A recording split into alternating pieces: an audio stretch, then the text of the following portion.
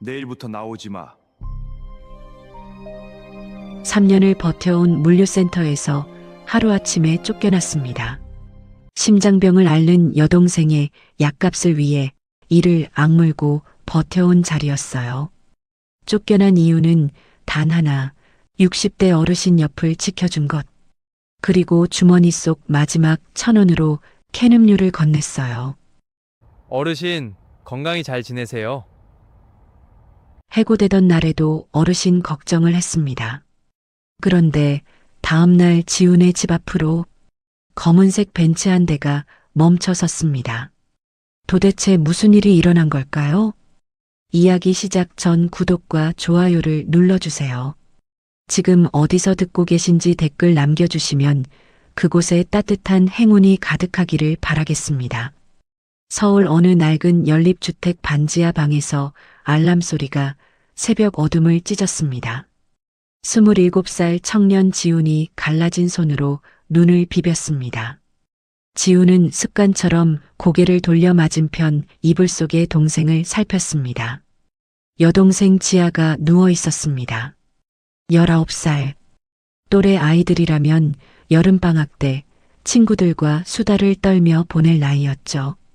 하지만 지아의 입술은 파랗게 질려 있었습니다. 선천성 심장병이 그 아이의 청춘을 통째로 집어삼키고 있었어요. 가느다란 숨소리가 커튼 너머로 새어나왔습니다. 지우는 소리가 나지 않도록 조심조심 몸을 일으켜 지아의 이불을 목까지 끌어올려 주었습니다. 얇디얇은 여름 이불이었지만 그나마 지아의 것은 깨끗한 걸로 골라준 오빠의 마음이 묻어 있었죠. 이불 밖으로 빠져나온 지아의 가녀린 손목을 살며시 이불 안으로 넣어주는데 잠결에 지아의 입술이 달싹거렸습니다. 오빠, 나 때문에 밤낮으로 잠도 못 자고 미안해. 그 한마디에 지훈의 심장이 쿵 하고 바닥으로 떨어지는 것만 같았습니다. 코끝이 시큰해져서 눈물이 핑 돌았지만 지훈은 이를 꽉 깨물고 참았습니다. 잠든 동생 앞에서 울면 안 되니까요. 대신 지아의 머리카락을 천천히 쓸어 넘겨주며 속으로만 되뇌었습니다. 미안한 건 오빠야, 지아야. 아직도 이 축축한 반지하에서 널 재우고 있는 이 못난 오빠가 미안한 거야. 지우는 발소리를 죽이고 부엌으로 향했습니다. 반지하 부엌이라고 해봐야 가스레인지 하나에 싱크대 하나가 전부인 비좁은 공간이었죠. 냉장고 문을 열자 계란 한 알과 시든 파 몇 부리가 덩그러니 놓여 있었습니다. 된장찌개 냄비에 물을 붓고 어젯밤 남은 밥 한 숟가락을 넣었습니다. 아침에 일어나 지아가 데워 먹게 준비했습니다. 그리고 냉장고 문에 붙은 가계부를 들여다보았습니다. 빨간 볼펜으로 빼곡하게 적힌 숫자들 사이에서 이번 달 약값 잔액이 지훈의 눈을 찔렀습니다. 이번 달 남은 돈은 고작 12만 원. 다음 월급날까지는 아직 열흘이나 남아 있었습니다. 지훈은 한숨을 꾹 삼키고 가계부를 도로 냉장고에 붙였습니다. 현관문을 나서려는데 문틈 사이로 하얀 종이가 꽂혀 있는 것이 눈에 들어왔습니다. 사채 빚 독촉 고지서였습니다. 굵은 빨간 글씨로 최종 독촉이라고 찍힌 그 종이를 보는 순간 지훈의 턱이 딱딱하게 굳어졌습니다. 아버지가 남기고 간 빚이었습니다. 지훈은 졸업장을 받자마자 교복을 벗고 작업복을 입었습니다. 대학 원서를 쓸 나이에 공사판 막노동부터 시작해 편의점 알바, 택배 분류 할 수 있는 건 닥치는 대로 했습니다. 동생 지아의 약값과 아버지의 빚, 두 개의 쇠사슬이 지훈의 발목을 꽁꽁 묶고 있었으니까요. 지훈은 독촉장을 접어 주머니에 쑤셔 넣고 현관문을 닫았습니다. 문 밖으로 나서자 7월 말 서울의 공기가 뜨거운 수건처럼 얼굴을 덮쳤습니다. 아침 6시밖에 안 됐는데 벌써 등줄기를 타고 땀이 줄줄 흘러내렸죠. 지훈은 땀에 소금기가 하얗게 절어있는 낡은 작업 조끼를 걸쳤습니다. 원래 회색이었을 그 조끼는 수백 번의 빨래와 땀으로 빛이 발해 무슨 색인지도 알 수가 없었습니다. 버스 정류장까지 걸어가는 동안 스마트폰 화면에 알림이 떴습니다. 대학교 졸업반인 동갑내기 친구 녀석이 올린 사진이었습니다. 대기업 면접을 앞두고 새로 맞춘 정장을 입고 거울 앞에서 찍은 셀카였죠. 사진 밑에는 이런 글이 달려 있었습니다. 나 이거 입고 대기업 면접 간다. 기도해줘. 지우는 씁쓸하게 미소를 지었습니다. 입꼬리는 올라갔지만 눈은 웃지 않는 그런 미소였죠. 같은 해에 태어났는데 누구는 면접 정장을 맞추고 누구는 작업 조끼를 입는다는 것이 새삼스럽게 가슴을 쿡쿡 찔렀거든요. 하지만 지우는 그 감정을 오래 붙잡고 있지 않았습니다. 부러워할 시간에 한 푼이라도 더 벌어야 했으니까요. 지훈의 머릿속에는 오직 한 가지 생각뿐이었습니다. 오늘 하루만 버티자. 오늘 하루만 무사히 일하면 지하 약값에 한 발짝 더 가까워진다.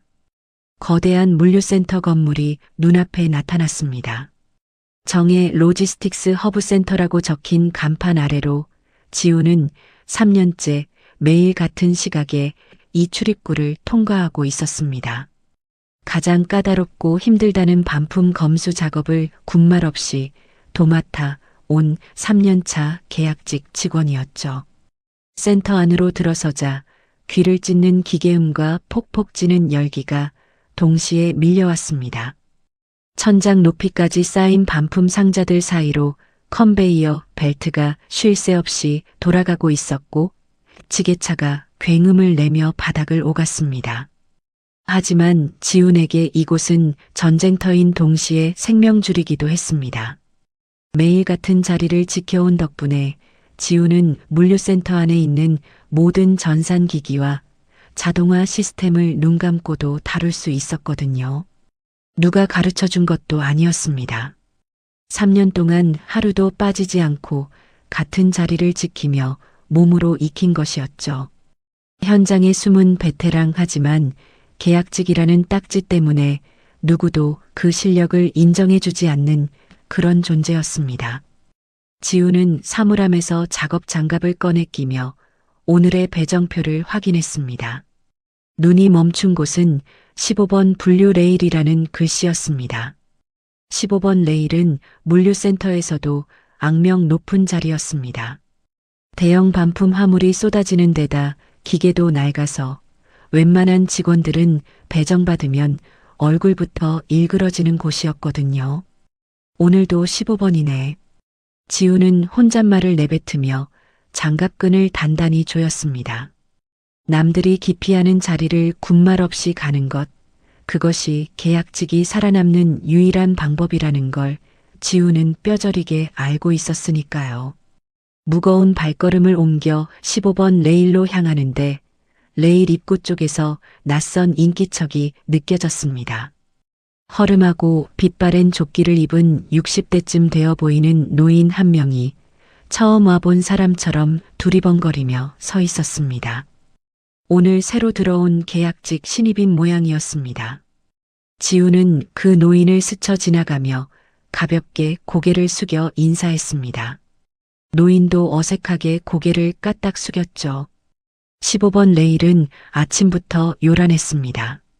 지훈이 작업 위치로 걸어가는데 아까 멀리서 눈에 들어왔던 그 노인이 여전히 같은 자리에 서 있었습니다. 다 바래고 허름한 조끼를 걸치고 있었어요. 조끼 안쪽 안감이 여기저기 뜯어져 있었고 어깨 부분은 실밥이 풀려 너덜너덜했죠. 하지만 묘한 게 있었습니다. 옷차림은 초라했지만 노인의 두 눈만큼은 어딘가 범상치 않았어요. 60년 세월이 빚어낸 깊은 주름 아래 단단하고 또렷한 눈동자가 숨어 있었습니다. 물론 지금 그 눈동자에는 당혹감이 가득 차 있었지만요. 노인의 이름은 정섭이었습니다. 오늘 처음 들어온 주간 직원이었어요. 첫 번째 관문은 출근 체크였습니다. 물류센터 정문을 통과하면 바로 앞면 인식기와 스마트 지문 인식 단말기가 나란히 서 있었어요. 최신형 장비였죠.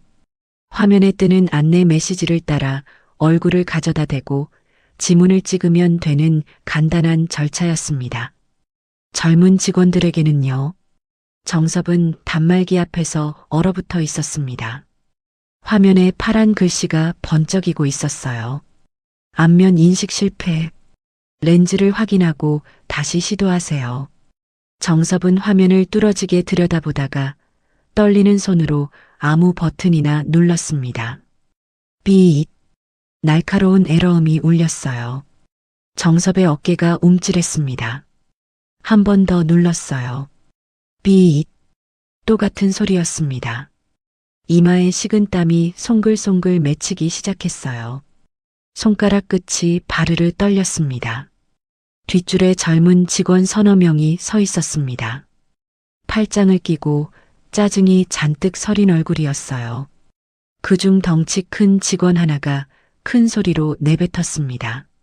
아침부터 전산 밀리게 시간 다 잡아먹네. 저 노인네 때문에 또 지각 찍히겠어. 옆에 서 있던 다른 직원이 맞장구를 쳤어요. 스마트 기기도 못하는 사람이 왜 여기를 와. 노인정이나 가시지. 킥킥거리는 웃음소리가 정섭의 등 뒤로 쏟아졌습니다. 대놓고 쏘아붙이는 멸시였어요. 정섭의 귀가 빨갛게 달아올랐습니다. 입술을 꾹 깨물었지만 아무 말도 하지 못했어요. 고개가 점점 아래로 숙여졌습니다. 바로 그때였습니다. 지훈이 다가왔어요. 뒤에서 그 광경을 지켜보고 있었던 거였죠. 지훈은 직원들 사이를 조용히 빠져나와 정섭 앞에 섰습니다. 목소리를 낮추고 눈높이를 맞추며 말했어요. 어르신, 렌즈에 먼지가 묻어서 인식이 안 된 거예요. 여기 센서 부분 보이시죠? 제 손 잡고 천천히 다시 대보세요. 지훈은 주머니에서 낡은 손수건을 꺼내 인식기 렌즈를 닦았습니다. 그리고 정섭의 떨리는 손을 부드럽게 잡아 단말기 앞으로 이끌었어요. 차분한 손길이었습니다. 다그치거나 서두르는 기색이 전혀 없었죠. 자, 여기 이 네모칸에 얼굴을 맞추시면 돼요. 안경 살짝만 올려주시고요. 딩동. 초록불이 켜졌습니다. 인식 완료라는 글씨가 화면에 떴어요. 정섭의 굳어있던 어깨가 조금 내려왔습니다. 돌아보니 지훈이 아무렇지도 않다는 듯 웃고 있었어요. 첫날은 누구나 이래요. 내일부터는 눈 감고도 하실 수 있습니다. 뒷줄의 직원들은 투덜거리면서도 더 이상 대놓고 뭐라 하지는 못했어요. 지훈이 자연스럽게 앞을 막아선 셈이었으니까요. 하지만 진짜 시련은 그 다음이었습니다. 15번 레일에 반품 상자들이 쏟아지기 시작했어요. 크고 작은 박스들이 벨트 위로 밀려 들어왔습니다. 직원들은 각자 허리춤에 찬 PDA 바코드 스캐너를 꺼내 들었어요. 상자에 바코드를 찍고 화면에 뜨는 메뉴에서 반품 사유를 선택하고 분류 코드를 매칭해서 전산에 입력하는 작업이었습니다. 익숙한 사람에게는 한 상자에 15초면 되는 일이었죠. 정섭은 PDA를 양손으로 움켜쥐고 화면을 들여다봤습니다. 작은 글씨가 빼곡했어요. 메뉴가 3단계, 4단계씩 들어가 있었죠. 어디를 눌러야 바코드 스캔 모드가 나오는지, 반품 코드는 어디에 입력하는지, 화면은 온통 영어와 숫자 투성이었습니다. 정섭의 손가락이 허공에서 멈췄어요. 뭘 눌러야 할지 모르겠다는 표정이었습니다. 상자는 멈추지 않았습니다. 벨트 위로 계속 밀려왔어요. 정섭의 앞에 미처리 상자가 하나, 둘, 3개씩 쌓이기 시작했습니다. 옆 라인 직원들이 힐끗힐끗 쳐다봤어요. 곧 짜증 섞인 한숨이 여기저기서 터져나왔죠. 그때 쩌렁쩌렁한 구두 소리가 콘크리트 바닥을 울렸습니다. 조연기 센터장이었어요. 먼지 한 점 묻지 않은 깨끗한 안전화의 맞춤 작업복을 입고 한 손에는 커피잔을 들고 있었습니다. 콧방귀를 끼며 현장을 내려다보는 그 눈매가 차가웠어요. 연기는 정섭 앞에 뚝 멈춰 섰습니다.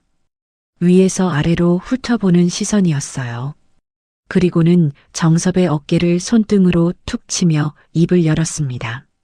스마트 PDA 하나 다룰 줄 모르는 늙은이가 들어와서 주간 라인 다 밀리게 만드네. 여기가 경로당인 줄 아나? 차갑고 또렷한 목소리가 15번 레일 위를 가르며 퍼졌습니다. 주변 직원들이 하던 일을 멈추고 고개를 돌렸어요. 모두가 지켜보고 있었습니다. 하지만 바로잡을 생각도 못했어요. 정섭의 얼굴이 붉게 달아올랐고 입술이 파르르 떨렸습니다. 고개를 깊이 숙인 채 바들바들 떨고만 있었어요. 대꾸 한마디 하지 못했습니다. 지우는 몇 걸음 떨어진 곳에서 그 모습을 보고 있었습니다. 심장이 쿵 내려앉았어요. 눈앞이 흐려졌습니다. 아버지가 보였습니다. 돌아가시기 전 사채업자들 앞에서 고개를 숙이고 바들바들 떨던 아버지의 뒷모습이 정섭과 겹쳤어요. 세상의 무게에 짓눌려 점점 작아지던 아버지의 어깨가 지금 눈앞에 노인의 어깨와 똑같았습니다. 안 돼. 이건 아니야. 지우는 분류하던 상자를 내려놓았습니다. 그리고 성큼성큼 걸어 나갔어요. 연기 앞에 섰습니다. 허리를 깊이 숙이며 입을 열었죠. 센터장님, 제가 이 어르신 사수입니다. 연기의 눈썹이 꿈틀했습니다. 첫날이라 장비가 낯설으신 거예요. 제가 2배로 뛰면서 커버하겠습니다. 라인 밀리는 건 제 몫에서 다 채우겠습니다. 고개를 숙인 채 단호하게 말했어요. 목소리가 살짝 떨렸지만 물러서지 않았습니다. 연기는 지훈을 위아래로 훑어보더니 코웃음을 쳤어요. 커버? 계약직 주제에 잘도 나서네. 한마디 내뱉고는 커피잔을 흔들며 유유히 돌아갔습니다. 구두 소리가 점점 멀어졌어요. 지우는 그제야 숨을 내쉬었습니다. 등줄기에 식은 땀이 쭉 흘러내렸죠. 정섭은 고개를 들어 지훈을 올려다봤습니다. 입술이 움직였지만 말이 나오지 않았어요. 눈시울이 붉어져 있었습니다. 지훈은 아무 일도 아닌 것처럼 웃으며 정섭 옆에 섰습니다. PDA를 들어보이며 말했어요. 어르신, 이거 사실 별거 아니에요. 제가 단축키 요령 하나만 알려드릴게요. 지우는 PDA 화면을 펼쳐 보여주었습니다. 손가락으로 하나하나 짚어가며 설명했어요. 여기 이 빨간 버튼 있죠? 이거 한 번만 누르면 바로 스캔 모드로 넘어가요. 메뉴 이것저것 들어갈 필요 없어요. 그 다음에 바코드에 이렇게 갖다 대시면 삐소리가 나면서 자동으로 코드가 잡혀요. 삐. 시범을 보이자 화면에 상품 정보가 뜨는 게 보였습니다. 정섭의 표정이 조금 풀렸어요.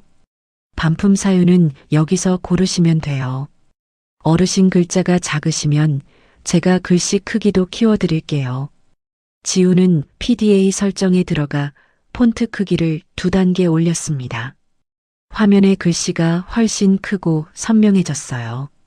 정섭이 고개를 끄덕였습니다. 눈에 안도감이 번지는 게 보였죠. 이어서 지우는 터치스크린 무게 계측기 앞으로 정섭을 데려갔어요. 상자를 올려놓으면 디지털 수치가 뜨는 장비였습니다. 상자 무게가 주문서랑 다르면 그때 반품 처리하시면 됩니다.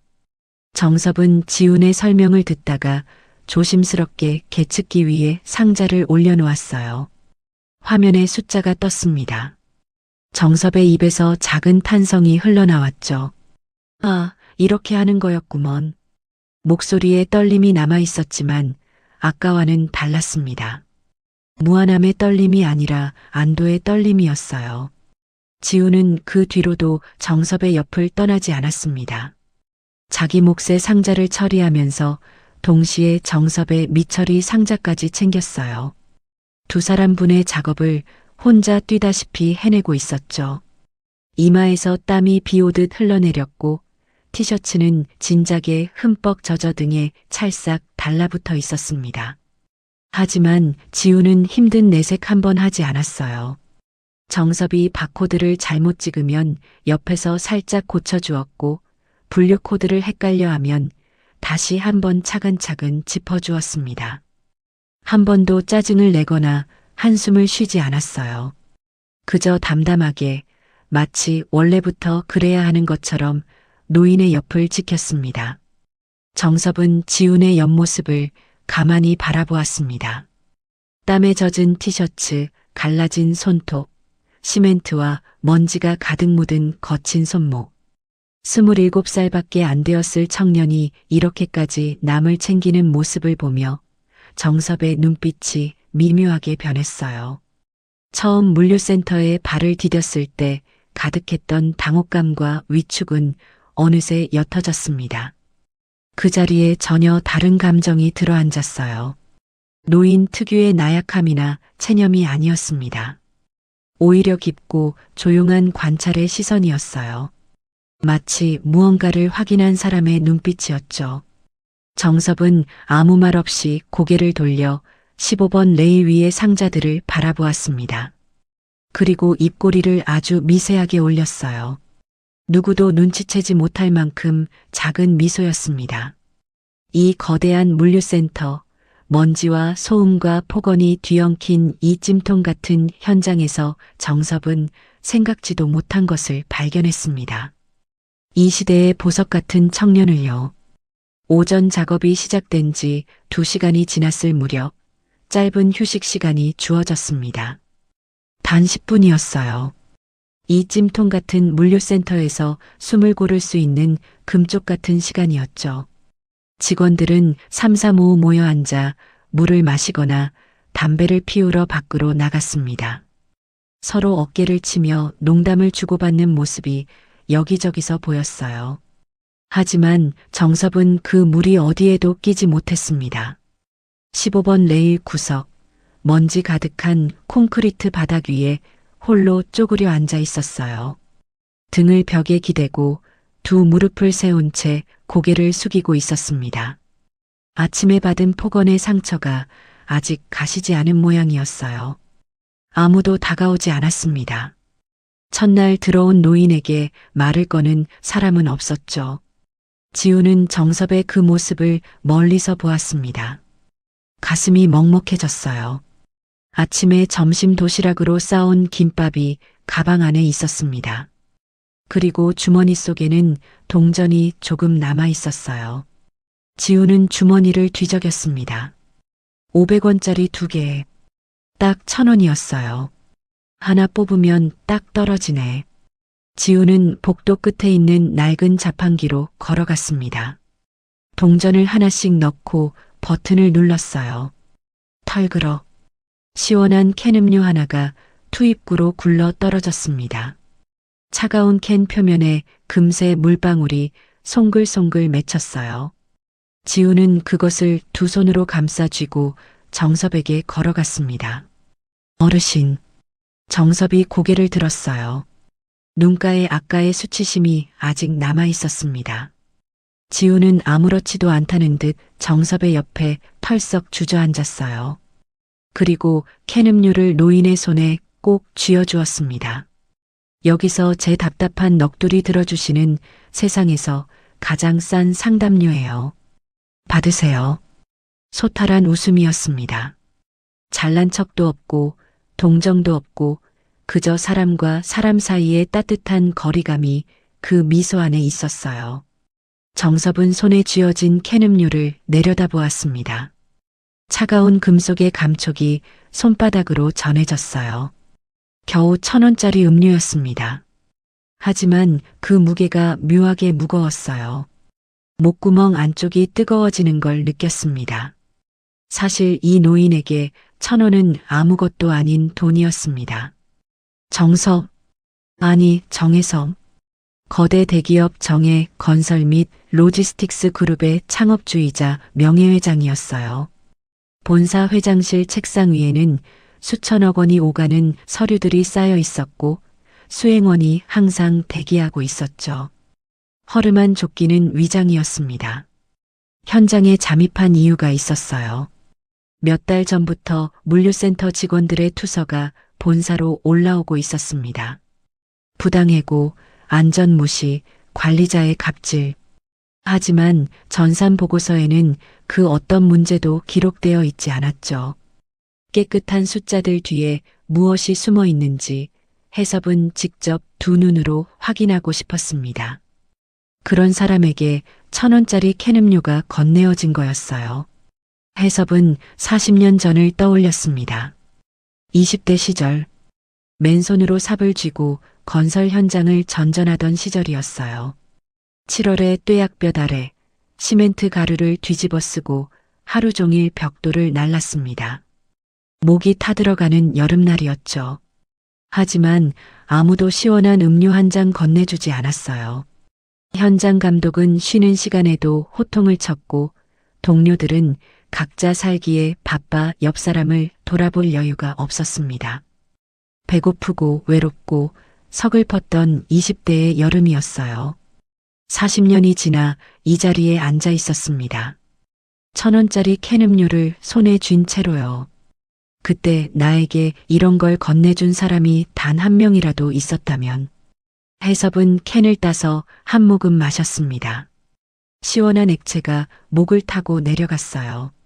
본사의 회장 전용 냉장고에는 비싼 생수가 줄지어 있었지만 2,000원짜리 음료의 맛은 그 무엇과도 비교할 수가 없었습니다. 지우는 가방에서 김밥을 꺼냈어요. 아침에 직접 싼 김밥이었습니다. 비닐랩이 반쯤 찢어져 있었고 단면이 터져서 밥알이 삐져나와 있었죠. 속 재료라고는 단무지와 당근, 계란 부침 정도가 전부였어요. 어르신, 도시락 안 가져오셨죠? 이거 같이 드세요. 많이 싸왔어요. 많이 싸운 게 아니었습니다. 겨우 한 줄이었어요. 하지만 지우는 김밥을 반으로 뚝 잘라 큰 쪽을 정섭에게 내밀었습니다. 해섭은 그 소박한 김밥을 받아들었어요. 한 입 베어 물었습니다. 단무지의 아삭한 식감과 밥의 소박한 간이 입안에 퍼졌어요. 본사 회장실에서 먹던 호텔 도시락과는 차원이 다른 맛이었습니다. 재료는 형편없었지만 온기가 달랐어요.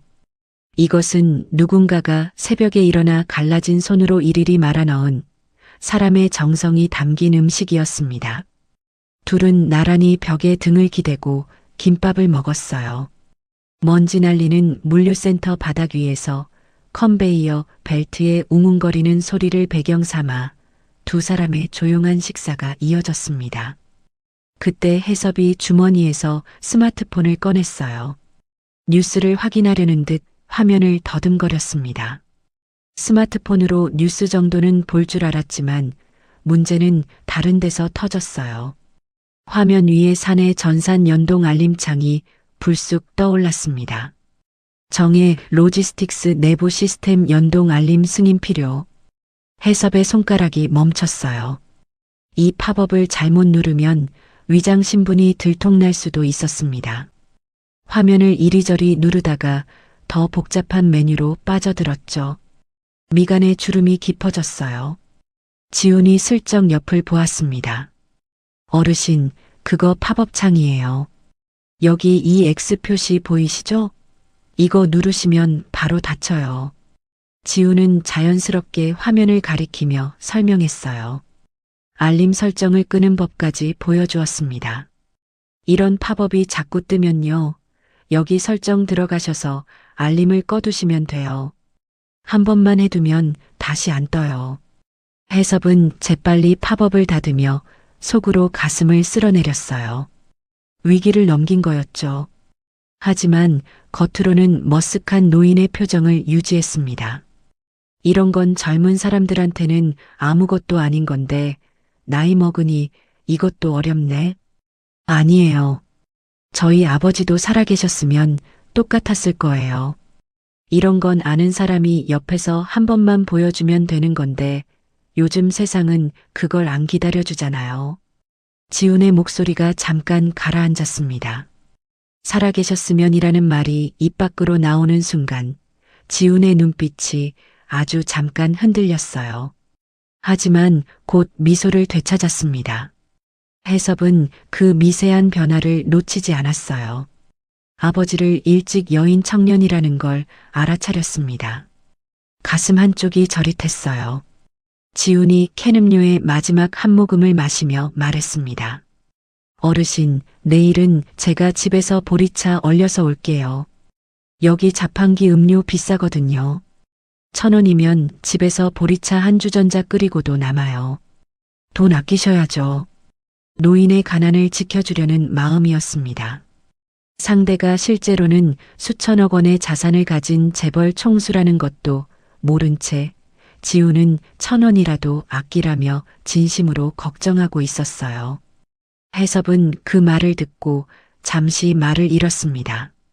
본사에서는 수백 명의 임원들이 그의 눈치를 보며 아첨을 떨었지만 이 청년처럼 진심으로 자신의 주머니 사정을 걱정해 준 사람은 단 한 명도 없었어요. 해섭의 시선이 지훈의 손으로 향했습니다. 갈라진 손톱 밑에 시멘트 먼지가 까맣게 끼어 있었어요. 손바닥에는 아침에 기계를 만지며 생긴 굳은 살이 울퉁불퉁 솟아 있었죠. 27살의 손이 아니었습니다. 40이 넘은 숭늉공의 손처럼 거칠고 낡아 있었어요. 이런 청년이야말로 기업이 지켜내야 할 진짜 가치 아닌가. 해섭은 마음속 깊은 곳에 그 생각을 단단히 새겼습니다. 전산 보고서의 숫자, 뒤에 숨겨진 진짜 현장의 모습을 이 청년의 갈라진 손톱이 말해주고 있었어요. 10분의 휴식이 끝나가고 있었습니다. 직원들이 하나둘 자리에서 일어나 작업 위치로 돌아가기 시작했어요. 지훈도 몸을 일으켰습니다. 허리를 펴며 두 팔을 크게 벌려 기지개를 켰어요. 그리고 정섭을 향해 손을 내밀었습니다. 어르신, 오후 작업도 제가 옆에서 도와드릴게요. 걱정 마세요. 해섭이 그 손을 잡고 일어서려는 순간이었습니다. 기익. 머리 위에서 날카로운 금속 마찰음이 울렸어요. 15번 레일 상단부에 설치된 분류 자동화 기계에서 나는 소리였습니다. 보통의 기계 소음이 아니었어요. 뼈를 긁는 것 같은 기괴하고 불길한 마찰음이었죠. 기계 전체가 미세하게 진동하며 흔들렸습니다. 지훈의 표정이 순간 굳어졌어요. 웃음기가 사라지고 눈동자가 날카롭게 빛났습니다. 3년 동안 매일 같은 자리에서 이 기계의 소리를 들어온 사람이었어요. 정상적인 가동음과 비정상적인 이상음의 차이를 본능적으로 구분할 수 있었습니다. 지금 이 소리는 정상이 아니었어요. 지훈의 턱이 단단하게 굳었습니다. 시선이 천천히 위로 올라가 15번 레일 상단부의 기계실을 향했어요. 철골 구조물 사이로 보이는 기계의 연결축이 비정상적으로 흔들리고 있었습니다.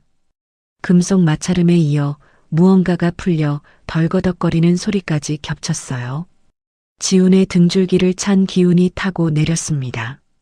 손에 들고 있던 빈 캔을 무의식적으로 꽉 쥐었어요. 이건 부품이 마모된 소리야. 이대로 두면. 지훈의 입술이 굳게 다물어졌습니다. 잠시 전까지의 온화한 청년의 얼굴이 아니었어요. 위험을 감지한 현장 베테랑의 눈빛이었습니다. 휴식 시간이 끝나고 오전 후반 작업이 재개되었습니다. 직원들이 각자의 자리로 돌아가 상자를 나르기 시작했어요. 15번 레일의 컨베이어 벨트도 다시 요란하게 돌아갔습니다. 하지만 지훈의 귀에는 벨트 소리 너머의 다른 소리가 들렸습니다. 아까 휴식 시간 끝에 잡아챈 그 기괴한 금속 마찰음이었어요. 기익, 달그럭. 일정한 간격으로 반복되는 그 소리가 점점 커지고 있었습니다. 그리고 마침내 눈에 보이는 이상이 시작되었어요. 5번 레일의 컨베이어 벨트 화물 고정바가 좌우로 심하게 흔들리더니 반품 상자들이 하나둘씩 레일 밖으로 튕겨나가기 시작했습니다. 무거운 상자가 바닥에 쿵쿵 떨어질 때마다 콘크리트 위로 먼지가 뿌옇게 피어올랐죠. 주변 직원들은 떨어지는 상자를 피하느라 바빴지만 지훈의 시선은 다른 곳에 꽂혀 있었습니다. 레일 옆에 설치된 제어판 기계였습니다. 제어판 상단에 붙은 디지털 경고등이 주황색으로 깜빡이고 있었거든요. 보통 때라면 초록색으로 일정하게 켜져 있어야 할 불빛이었습니다. 지훈은 제어판 앞에 바짝 다가가 점검 화면을 열었습니다. 3년 동안 매일 이 기계를 만지며 몸으로 익힌 감각이 경보를 울리고 있었죠. 화면 속 수치를 훑어보던 지훈의 눈이 한 곳에서 멈췄습니다. 레일 연결축의 고정 센서 나사가 완전히 마모되어 헛돌고 있었습니다. 지훈의 얼굴에서 핏기가 싹 빠졌습니다. 이것은 단순한 고장이 아니었습니다. 치명적인 붕괴의 징조였거든요. 이대로 오후 대량 물량 타임을 돌리면 어떻게 될까? 수백 킬로그램짜리 화물이 올라가는 자동 레일이 통째로 무너져 내릴 수 있었습니다. 그 밑에서 일하는 사람들이 대형 사고를 당할 판이었죠. 지훈은 작업 장갑을 벗어 던지고 곧장 계단을 뛰어 올랐습니다. 센터장실 앞에 도착했을 때는 숨이 턱까지 차올라 있었죠. 문을 두드리자 안쪽에서 귀찮다는 듯 들어오라는 소리가 들렸습니다. 조영기 센터장은 에어컨 바람이 시원하게 나오는 사무실에서 모니터를 보고 있었습니다. 현장의 먼지와 열기가 거짓말처럼 느껴지는 전혀 다른 세상이었죠. 지훈은 거칠게 숨을 몰아쉬며 입을 열었습니다. 센터장님, 15번 레일 제동 센서와 고정바가 풀려 있습니다. 연결축 나사가 거의 다 마모됐어요. 즉시 시스템을 멈추고 점검해야 합니다. 조 센터장의 손이 마우스 위에서 멈췄습니다. 고개를 돌려 지훈을 바라보는 눈빛이 차갑게 식었죠. 15번 레일 고정 나사가 헛돌고 있습니다. 이대로 오후 물량 돌리면 레일이 무너질 수 있어요. 지훈의 목소리는 떨리고 있었지만 또렷했습니다. 사람 목숨이 걸린 문제였으니까요. 하지만 돌아온 것은 지훈이 상상도 못한 반응이었습니다. 탁! 조 센터장이 책상 위에 서류를 집어던졌습니다. 시스템 멈춰서 물량 밀리면 내가 책임질 거야? 실적 구멍 나면 내 월급에서 깎을 거야? 조 센터장은 의자에서 벌떡 일어나 지훈 앞으로 성큼 다가왔습니다. 에어컨 바람에 단정하게 말라있는 그의 맞춤 작업복과 땀에 절어 소금기가 하얗게 올라온 지훈의 낡은 조끼가 극명한 대비를 이루었죠. 계약직 주제에 감히 어딜 나서 기계 전공이야? 안전관리 자격증이라도 있어? 지훈은 이를 꽉 깨물었습니다. 할 말은 산더미처럼 쌓여 있었지만 계약직이라는 세 글자가 그의 목을 짓눌렀습니다. 여기서 찍히면 해고당하고 해고당하면 지하에 약값을 댈 수 없었으니까요. 저는 3년 동안 저 기계를 매일 만져왔습니다. 소리만 들어도 어디가 아픈지 압니다. 제발 한 번만 확인해 주십시오. 지훈이 고개를 깊이 숙이며 간청했습니다. 하지만 조 센터장은 코웃음을 치며 문을 가리켰죠. 나가. 쓸데없이 소란 피우지 말고 내 자리나 가서 상자나 옮겨. 센터장실을 나온 지훈은 복도에서 정직원 관리자 2명과 마주쳤습니다. 혹시나 하는 마음에 그들에게도 상황을 설명했지만 돌아오는 대답은 더 잔인했습니다. 기계 전공도 아닌 말단이 뭘 안다고 유난이냐. 센터장님 기분 건드려서 좋을 게 뭐가 있어? 한 명은 키득키득 웃기까지 했죠. 지훈의 눈가가 벌겋게 달아올랐습니다. 억울함에 목이 메었지만 눈물은 삼켰습니다. 울면 지는 거라고 어릴 때부터 그렇게 배워왔으니까요. 복도 끝에서 지훈은 잠시 멈춰섰습니다. 머릿속이 소용돌이쳤죠. 센터장도 관리자도 아무도 움직이지 않았습니다. 하지만 15번 레일 밑에는 사람들이 일하고 있었습니다. 지금 이 순간에도 마모된 나사는 조금씩 풀려가고 있을 것이었죠. 지우는 이를 악물었습니다. 그리고 작업 도구함으로 향했습니다. 묵직한 철제 렌치를 꺼내 허리춤에 꽂고 점심시간이 시작되는 것을 기다렸습니다. 다른 직원들이 밥을 먹으러 흩어지는 동안 지우는 아무에게도 말하지 않고 15번 레일 상단부 기계실을 향해 철골 사다리를 잡았습니다. 기계실은 레일 꼭대기 지상 4m 높이에 있었습니다. 좁은 철골 통로 아래로 아찔하게 돌아가는 컨베이어 벨트가 보였죠.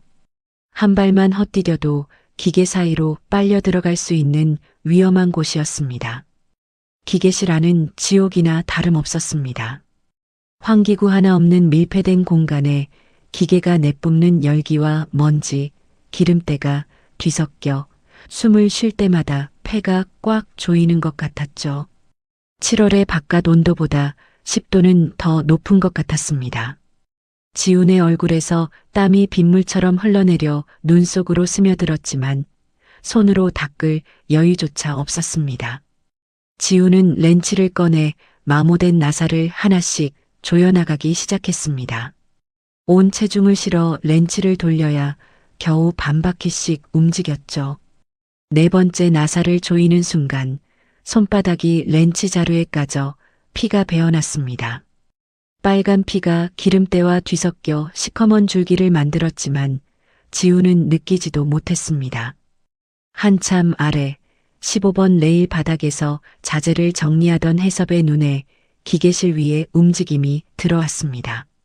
아찔한 높이에서 뜨거운 기계 기어를 맨손으로 붙잡고 피가 나는 줄도 모르고 렌치를 돌리는 청년의 뒷모습이 보였습니다. 누가 시킨 것도 아니었습니다. 아무도 알아주지 않을 일이었습니다. 오히려 저러다 다치면 자기 책임이 되는 손해만 가득한 일이었죠. 그런데도 지우는 하고 있었습니다. 밑에서 일하는 사람들이 다칠까봐 오직 그 이유 하나만으로 목숨을 걸고 있었던 것입니다. 해섭의 눈시울이 뜨겁게 젖어들었습니다. 주름 깊은 눈가로 눈물이 고이는 것을 느끼며 해섭은 입술을 꾹 깨물었습니다. 40년 전 자신이 삽을 쥐고 밑바닥에서부터 기업을 일궈 올 때 이런 청년이 옆에 있었더라면 얼마나 좋았을까. 아니, 이런 청년이 있었기에 자신의 기업이 지금까지 서 있는 것인지도 모릅니다. 얼마나 지났을까요? 기계실에서 내려온 지훈의 모습은 처참했습니다. 온몸이 기름때와 먼지로 시커멓게 물들어 있었고 두 손바닥은 여기저기 까져서 피딱지가 앉아 있었죠.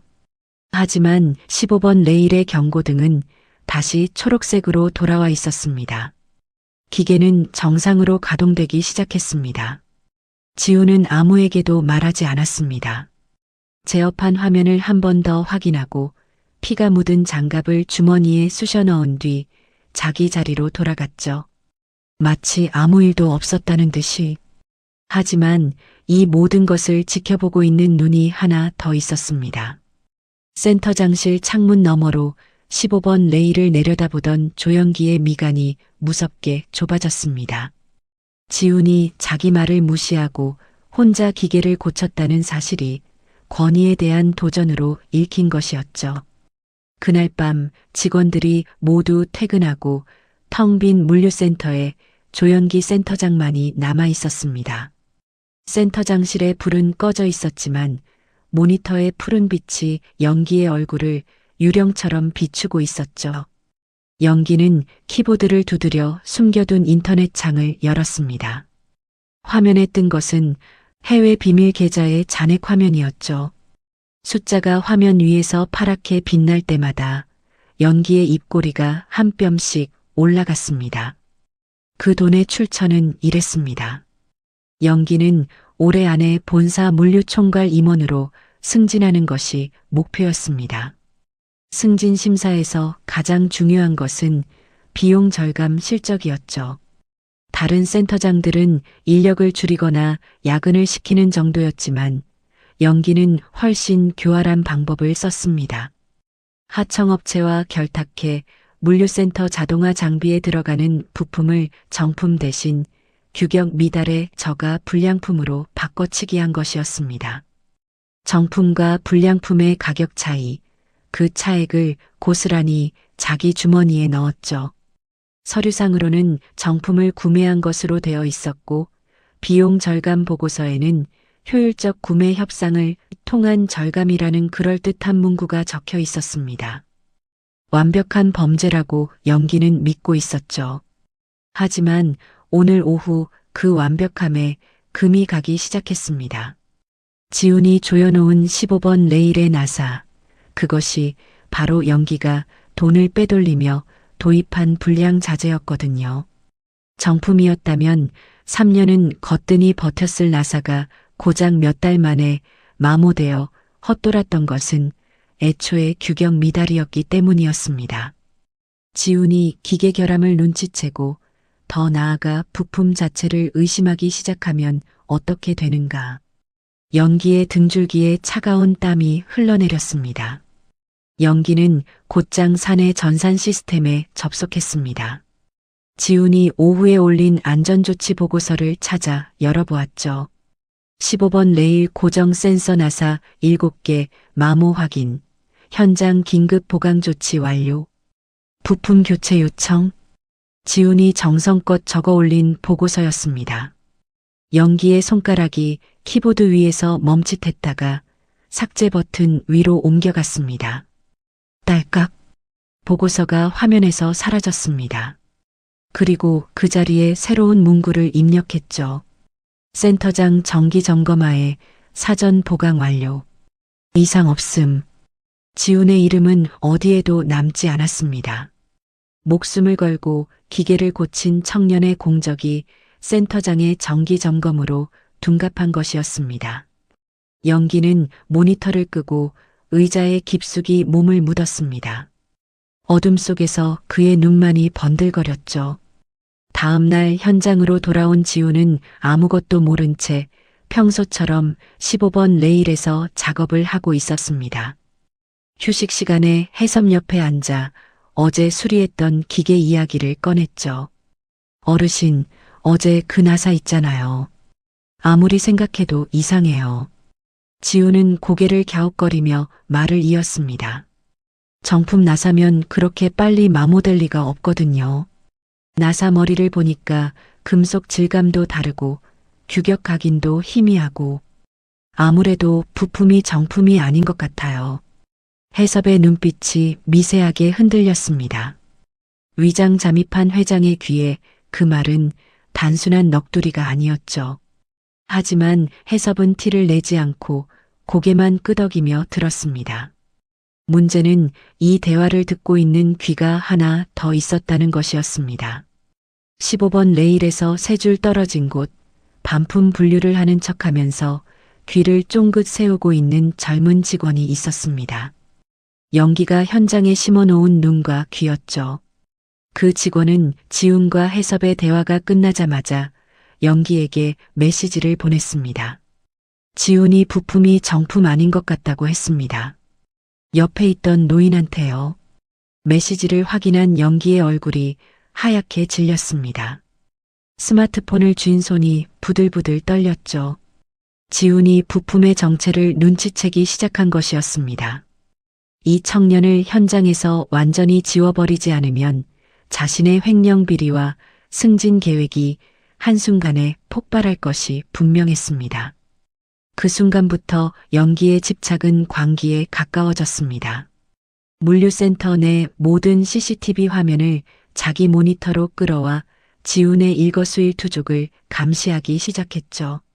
지훈이 몇 시에 출근하고 누구와 이야기하고 화장실은 몇 번 가는지까지 꼼꼼하게 기록했습니다. 해고할 빌미를 밟아 뭉갤 꼬투리를 찾기 위해 혈안이 되어 있었던 것입니다. 한편 사무실에서 출근 명부와 전산 업무를 맡고 있는 계약직 직원 나리는 연기의 비리를 가장 가까이에서 목격하고 있는 사람이었습니다. 불량 부품 납품 서류에 도장을 찍은 것도, 전산 시스템의 보고서를 조작하는 것을 옆에서 본 것도 나리였죠. 하지만 나리는 입을 열 수 없었습니다. 당장 센터장의 눈밖에 나면 자신의 정규직 전환이 날아가니까요. 밤마다 나리는 식은땀에 젖은 채 잠에서 깨어났습니다. 꿈속에서 15번 레일이 무너져 내리고 그 밑에서 사람들이 깔리는 악몽이 반복되었거든요. 이러다 진짜 사람 잡는 거 아니야?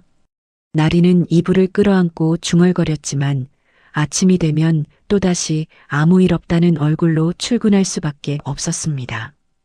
양심과 생존 사이에서 짓눌리고 있었죠. 그리고 마침내 그날이 왔습니다. 7월의 끝자락, 낮 기온이 35도를 훌쩍 넘는 역대급 폭염이 서울을 덮친 날이었습니다. 하지만 물류센터의 컨베이어 벨트는 멈추지 않았습니다. 연기는 전기세를 아끼겠다며 냉방 환풍기 가동마저 중단시켰습니다. 그 돈도 아껴서 비용 절감 실적에 보태겠다는 속셈이었죠. 물류센터 내부 온도는 순식간에 40도를 넘겼습니다. 찜통이라는 말로는 부족했습니다. 거대한 가마솥 안에서 일하는 것과 다를 바가 없었죠. 직원들은 조끼가 물에 빠진 것처럼 땀에 흠뻑 젖은 채 상자를 날랐습니다. 얼굴은 벌겋게 달아올랐고 입술은 하얗게 말라 갈라졌습니다. 하지만 라인을 멈추면 일당이 깎이고 깎이면 이번 달 생활비가 모자라니 쓰러질 때까지 버틸 수밖에 없었죠. 그리고 결국 15번 레일 위에서 쓰러질 듯 비틀거리며 버티던 50대 직원 한 명이 콘크리트 바닥 위로 그대로 고꾸라졌습니다. 쿵! 그 둔탁한 소리에 15번 레일 주변의 시간이 멈춘 것 같았습니다. 50대 직원이 두 눈을 하얗게 뒤집으며 콘크리트 바닥 위로 그대로 고꾸라진 것이었습니다. 심각한 열사병이었죠. 쓰러진 직원의 입술은 새하얗게 말라 갈라져 있었고 온몸이 불에 달군 쇠처럼 뜨거웠습니다. 숨은 가늘게 이어지고 있었지만 의식은 이미 저 멀리 가버린 뒤였습니다. 주변의 직원들이 소스라치게 놀라 흘끗흘끗 쳐다보았습니다. 하지만 아무도 선뜻 다가가지 않았습니다. 라인이 멈추면 일당이 깎이고 나섰다가 조영기 센터장에게 찍히면 내일부터 이 물류센터에 발을 들릴 수 없었으니까요. 눈앞에서 사람이 쓰러졌는데 모두가 외면하는 풍경, 그것은 이 물류센터에 깔려있는 공포가 얼마나 깊은지를 말해주고 있었습니다. 하지만 지우는 달랐습니다. 상자를 분류하던 손을 내팽개치고 15번 레일을 가로질러 쓰러진 직원에게 달려갔습니다. 무릎을 꿇고 주저앉은 지우는 직원의 작업복 단추를 급하게 풀어 숨통을 틔웠습니다. 목 부분의 단추가 잘 안 풀려서 두 손으로 잡아당기자 실밥이 뜯어졌지만 상관없었습니다.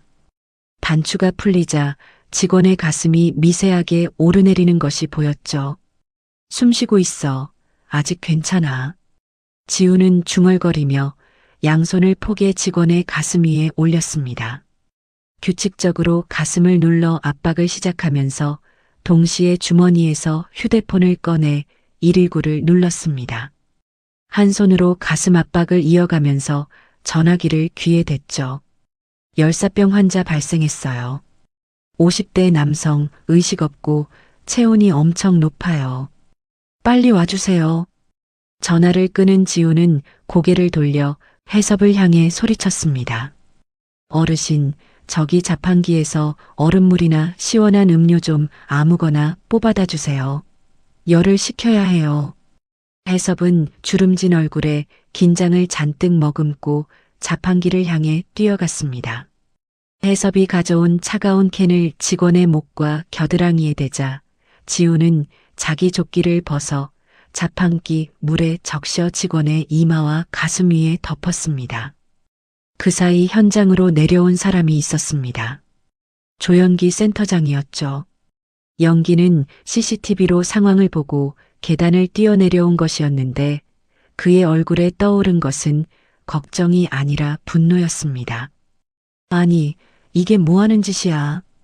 연기의 고함이 물류센터 안에 쩌렁쩌렁 울렸습니다. 직원들의 시선이 일제히 센터장에게 쏠렸죠. 보건 담당자가 따로 있는데 왜 계약직 주제에 나대서 119를 불러? 구급차 오면 본사 감사팀한테 보고 올라가. 회사 이미지가 뭐가 되는지 알아? 지우는 쓰러진 직원의 가슴 위에 손을 올린 채 고개를 들어 연기를 바라보았습니다. 땀과 먼지로 범벅이 된 지훈의 눈에 믿을 수 없다는 빛이 서렸습니다. 사람이 죽을 수도 있는 상황에서 회사 이미지를 걱정하다니. 하지만 지훈은 말대꾸하지 않았습니다. 지금은 이 사람의 목숨이 먼저였으니까요. 삐뽀삐뽀. 멀리서 구급차 사이렌 소리가 들려왔습니다. 구급대원들이 들어와 들것에 직원을 실을 때까지 지우는 한시도 자리를 뜨지 않았습니다. 직원의 손을 꼭 잡은 채 들건 옆을 따라 걸었죠. 구급차 뒷문이 닫히기 직전 지훈이 직원의 손을 마지막으로 꽉 쥐며 말했습니다. 아저씨, 살아주셔서 감사합니다. 꼭 나으셔야 해요. 지훈의 볼 위로 눈물이 줄줄 흘러내렸습니다.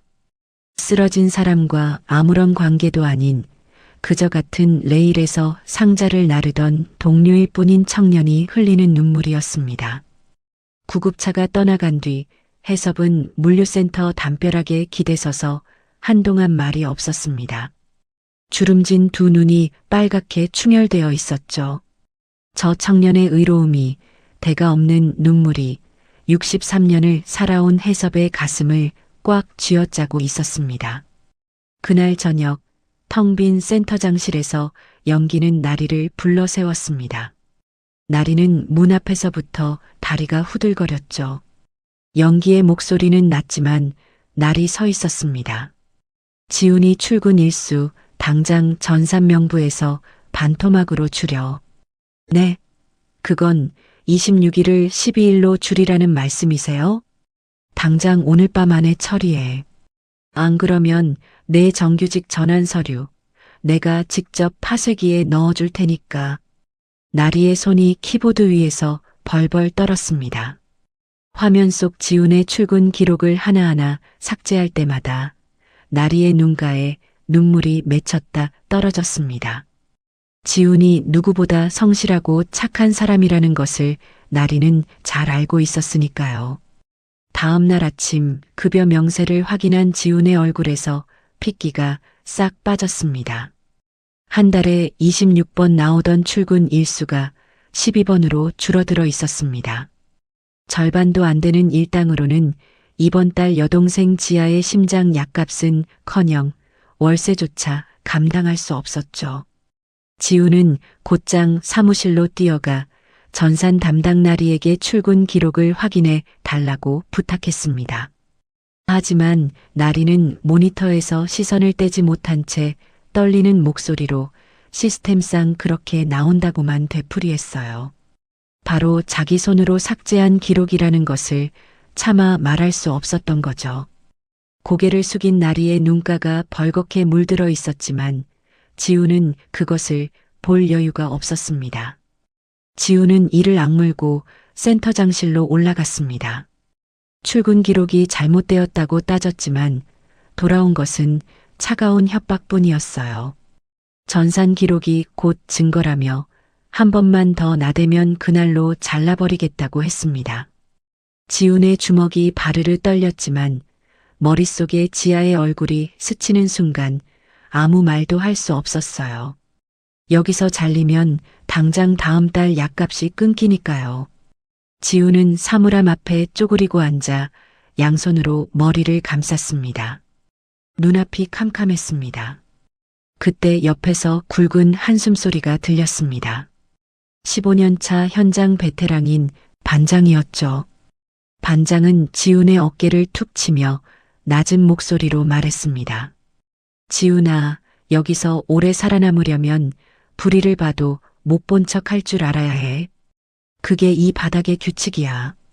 지우는 고개를 들어 반장의 얼굴을 바라보았습니다. 반장의 눈에는 지훈을 탓하는 빛이 아니라 자기 자신에 대한 부끄러움과 이 세상에 대한 체념이 가득 차 있었습니다. 수십 년을 현장에서 버텨온 사람이 도달한 결론이 눈을 감아라라는 것, 그것이 지훈의 가슴에 못처럼 박혔습니다. 지훈은 대답하지 않았습니다. 대답할 수 없었습니다. 눈을 감으면 살아남고 눈을 뜨면 쫓겨나는 이 세상이 너무 잔인했으니까요. 며칠 뒤 물류센터에 소문 하나가 돌기 시작했습니다.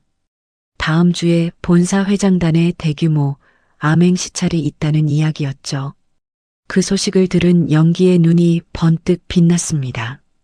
시찰 전에 현장을 깔끔하게 정리해야 했습니다. 그리고 연기에게 정리란 곳 눈의 가시를 뽑아버리는 것을 뜻했죠. 연기는 센터장실 의자에 깊숙이 몸을 묻고 천장을 바라보며 입꼬리를 비틀었습니다. 머릿속에서는 이미 지훈과 해섭 노인을 이 물류센터에서 완전히 매장할 마지막 음모가 정교하게 짜이고 있었습니다. 월요일 아침이었습니다. 센터장이 먼지 한 점 없는 깨끗한 안전화를 또각또각 울리며 15번 레일로 걸어 내려왔습니다. 평소에는 에어컨 바람 아래 센터장실에만 틀어박혀 있던 사람이 직접 현장에 나타난 것이었죠. 직원들의 어깨가 절로 움츠러들었습니다.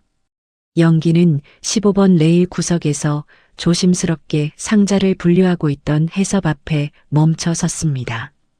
그리고 턱짓으로 해섭을 가리키며 말했습니다. 주변 직원 전체가 들을 수 있을 만큼 크고 또렷한 목소리였죠. 내일 본사 시찰인데 늙은이가 얼쩡거리면 그림 안 좋아. 내일부터 나오지 마. 해섭의 손이 상자 위에서 멈췄습니다. 바랜 조끼 아래로 어깨가 미세하게 흔들렸죠. 하지만 해섭은 고개를 숙인 채 아무 말도 하지 않았습니다. 그때 15번 레일 반대편에서 분류 작업을 하던 지훈이 그 장면을 보았습니다. 지훈의 두 눈이 순식간에 벌겋게 달아올랐습니다. 손에 들고 있던 반품 상자를 바닥에 펑 내려놓고 성큼성큼 걸어가 연기의 앞을 가로막았습니다. 센터장님, 지훈의 목소리가 떨리고 있었습니다. 분노와 억울함이 한꺼번에 목구멍을 죄어오고 있었기 때문이었죠. 어르신의 부족한 작업량은 제가 다 채우고 있습니다. 왜 나이 많다고 자르십니까? 물류센터 안이 쥐 죽은 듯 고요해졌습니다. 컨베이어 벨트가 돌아가는 기계음만이 웅웅 울릴 뿐 직원들은 하던 일을 멈추고 숨을 죽인 채 두 사람을 바라보았죠. 연기의 입꼬리가 비틀어졌습니다. 기다렸다는 듯이 연기는 뒤에 서 있던 나리에게서 서류 한 장을 빼앗듯 가져오더니 지훈의 가슴에 팍 내리쳤습니다. 종이가 지훈의 땀에 젖은 조끼 위에 찰싹 달라붙었죠. 이유를 알려줄까? 연기는 15번 레일 주변의 직원들을 천천히 둘러보며 소리쳤습니다. 전시하듯 본보기를 보이듯 너희 둘이 매일 붙어서 음료나 마시며 농땡이 피운 거 내가 다 봤어. CCTV에 다 찍혀 있다고. 지훈의 얼굴이 하얗게 질렸습니다. 농땡이라니. 자기 일을 두 배로 뛰며 해내면서 어르신까지 커버했는데 그것이 농땡이라니요. 하지만 연기는 거기서 멈추지 않았습니다. 하라는 반품 분류는 안 하고 노인네랑 둘이 붙어서 시간 때우는 쓰레기 같은 계약직은 우리 센터에 필요 없어. 쓰레기. 그 단어가 지훈의 귀에 모처럼 박혔습니다. 3년 동안 이 물류센터에서 가장 힘든 자리를 지키며 새벽부터 밤까지 뼈가 부서져라 일했는데 돌아온 것이 쓰레기라는 한마디였습니다. 지훈의 입술이 바르르 떨렸지만 목구멍은 돌덩이가 막힌 것처럼 아무 소리도 나오지 않았습니다.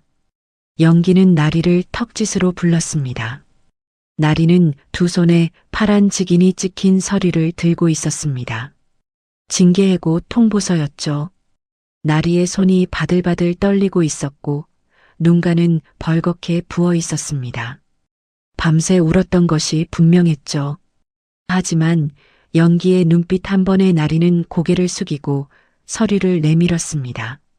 연기는 그 서류를 낚아채더니 지훈의 얼굴 앞에 팍 던졌습니다. 종이가 허공에서 한 바퀴 돌아 바닥에 떨어졌죠. 물류센터 시스템 명부에서 내 이름은 이미 삭제됐어. 오늘부로 넌 이 센터 사람이 아니야.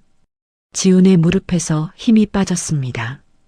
동생 지아의 수술비를 벌 수 있는 마지막 보루였던 직장이 눈앞에서 산산조각 나는 순간이었습니다. 지훈은 바닥에 떨어진 해고 통보서를 주워들었습니다. 종이 위에 찍힌 징계해고라는 네 글자가 먹물처럼 번져 보였죠. 눈에 눈물이 차올라서였습니다.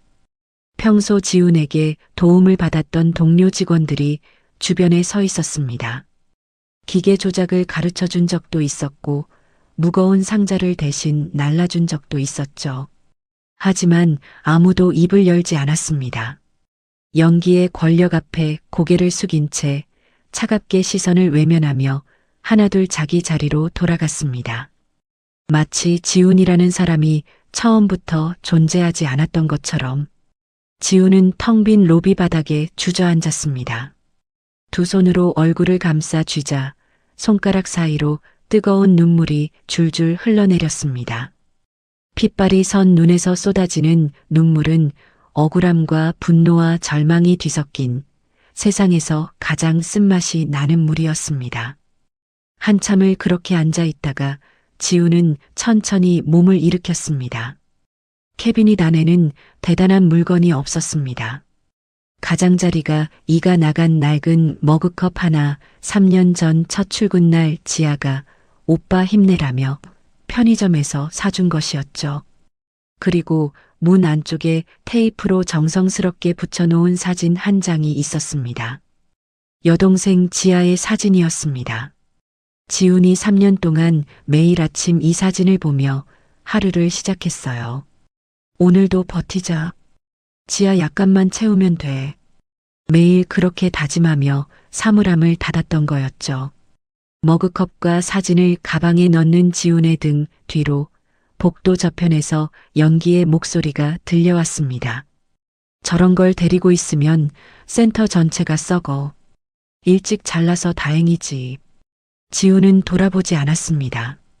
이를 악물고 가방을 어깨에 걸쳤어요.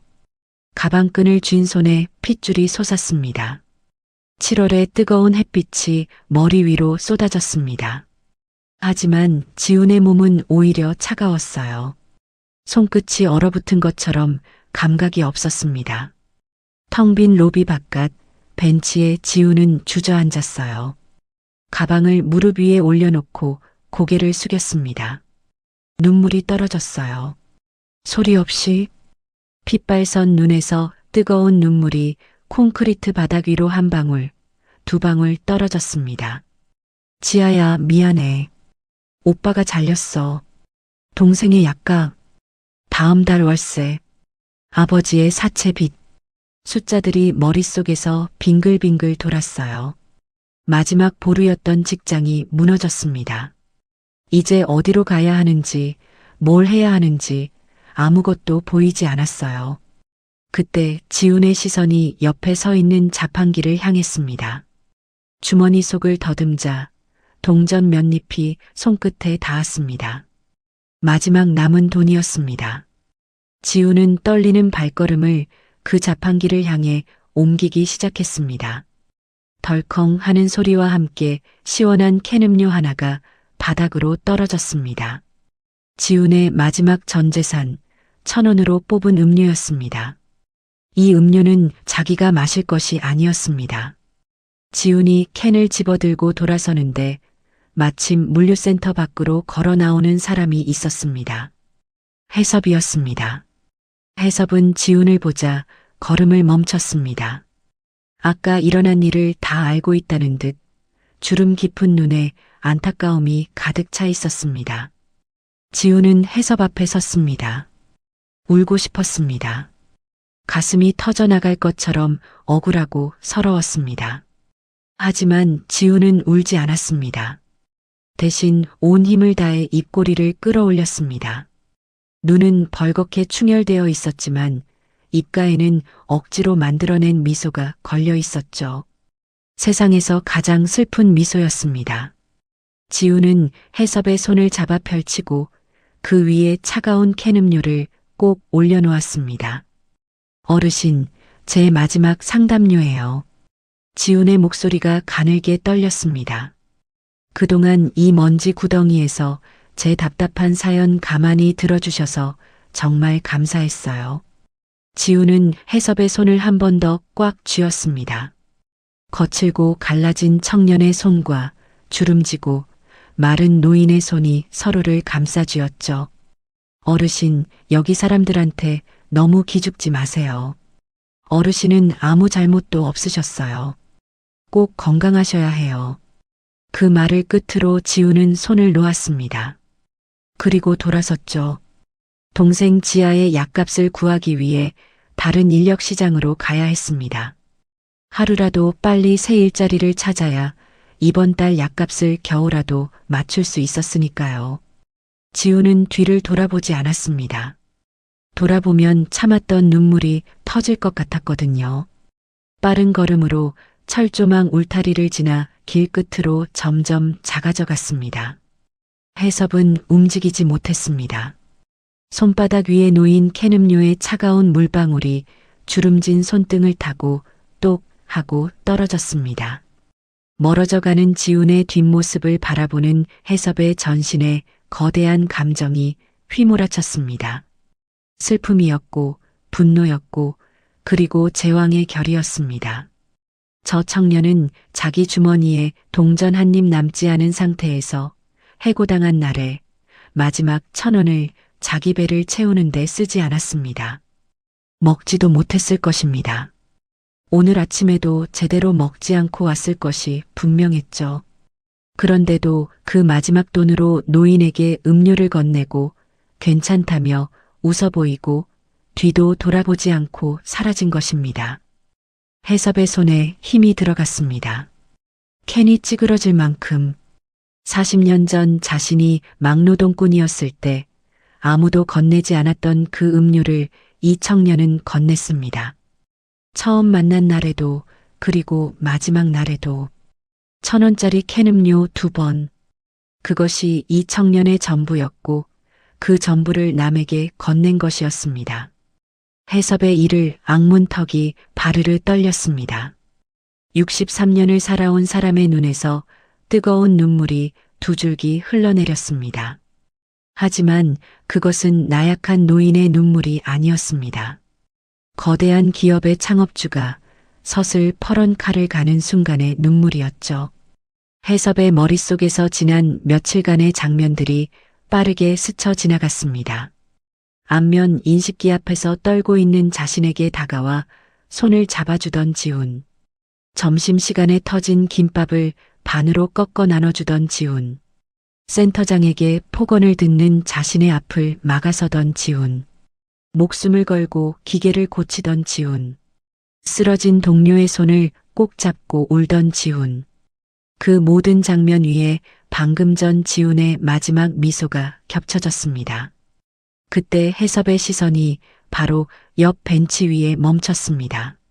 낡은 작업 장갑 한 짝이 놓여 있었습니다.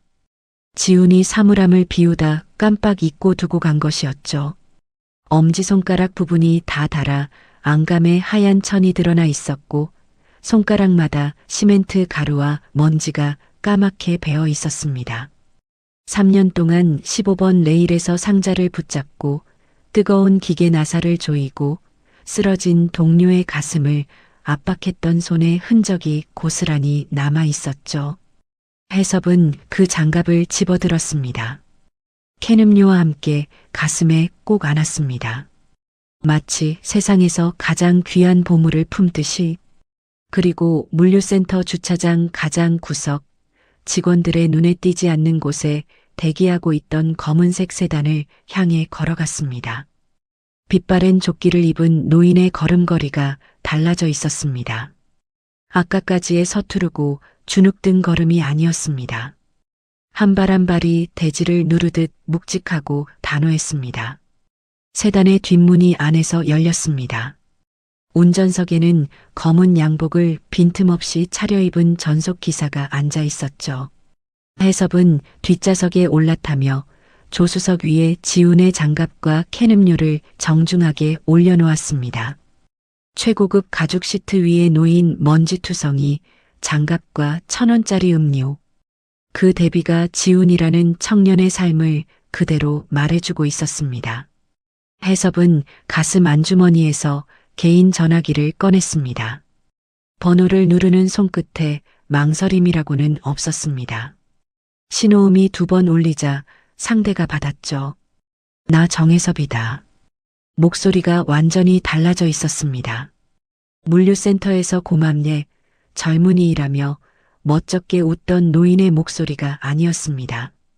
수천 명의 임직원과 수조원의 자산을 거느린 거대 기업의 창업주, 서슬퍼런 칼날 같은 회장의 목소리였습니다.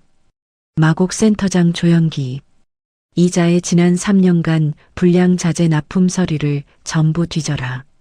하청업체 계약서 원본, 비용 절감 보고서, 그리고 전산 시스템 수정 로그 원본까지 내일 아침까지 내 탁자 위에 대기시켜라.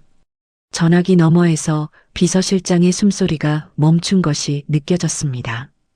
해섭 회장이 이런 목소리를 내는 것은 누군가의 목을 치겠다는 뜻이었으니까요. 즉시 착수하겠습니다. 해섭은 전화를 끊고 조수석 위의 장갑과 음료를 바라보았습니다. 주름진 입술이 단단하게 일자로 다물어져 있었죠. 회장의 눈빛 위로 지훈의 마지막 미소가 겹쳐 떠올랐습니다. 울면서도 웃어 보이던 세상에서 가장 슬프고 아름다운 미소가. 다음 날 아침이 밝았습니다. 조영기 센터장은 거울 앞에서 넥타이를 매만지며 콧노래를 흥얼거리고 있었죠. 본사 임원 시차를 앞두고 눈의 가시를 치웠으니 기분이 날아갈 것 같았습니다. 물류센터 정문 앞에 깔아놓은 빨간 카펫 위를 거만하게 걸으며 임원 영접 준비를 점검하고 있었습니다. 그때였습니다. 멀리서 검은 점이 하나, 둘, 셋 다가오기 시작했습니다. 최고급 블랙 세단 세대가 일렬로 물류센터 정문을 향해 미끄러지듯 들어오고 있었죠. 마곡 물류센터 3층 임원 대회의실에 무겁고 두꺼운 참나무 문이 천천히 열렸습니다. 가장 먼저 들어온 것은 검은 양복을 빈틈없이 차려입은 수행비서 4명이었습니다. 그 뒤를 이어 본사 법무팀장과 감사팀 직원들이 서류 가방을 들고 일렬로 입장했죠. 그리고 마지막으로 최고급 본사 맞춤 양복에 은회색 넥타이를 완벽하게 매듭 지은 남자가 회의실 문턱을 넘었습니다. 정해섭 회장이었습니다. 어깨가 넓었습니다. 등이 곧았습니다. 한 발 한 발 내딛는 구두 소리가 회의실 바닥을 울릴 때마다 공기 자체가 무거워지는 것 같았죠. 어제까지 15번 레일에서 빛바랜 조끼를 입고 PDA 버튼을 못 찾아 허둥대던 그 노인과는 전혀 다른 사람이 서 있었습니다. 아니, 같은 사람이었습니다. 하지만 지금 이 남자의 눈빛에는 세상을 떠받치는 기둥 같은 위엄과 무언가를 반드시 바로잡겠다는 서슬퍼런 결의가 번뜩이고 있었습니다. 회의실 양쪽에 도열해 있던 마곡센터 간부들과 관리자들의 얼굴이 하나둘 하얗게 질려갔습니다. 맨 앞자리에 앉아있던 조영기 센터장은 처음에 본사 임원이 오는 줄 알고 능글맞은 미소를 준비하고 있었죠. 하지만 수행비서가 정해 그룹 명예회장님 입장하십니다라고 선언하는 순간 연기의 미소가 얼어붙었습니다. 정해섭, 정해 그룹의 창업주, 이 회사의 모든 것을 세운 사람. 그런데 그 얼굴이 15번 레일의 그 노인이었습니다. 연기의 눈이 믿을 수 없다는 듯 커졌습니다. 디지털 단말기가 서투르다며 어깨를 툭 치고 늙은이가 얼쩡거리면 그림 안 좋다며 쫓아내려 했던 그 노인이 이 회사의 꼭대기에 앉아 있는 사람이었던 것입니다. 연기의 다리에서 힘이 빠져나가는 것이 눈에 보였습니다. 해섭은 테이블 상단 회장석에 천천히 앉았습니다. 의자에 등을 기대지도 않았죠. 꼿꼿이 세운 등과 앞으로 깍지 낀 두 손이 마치 법정의 판사처럼 보였습니다. 해섭의 오른손이 탁자 위에 서류 뭉치를 집어들었습니다.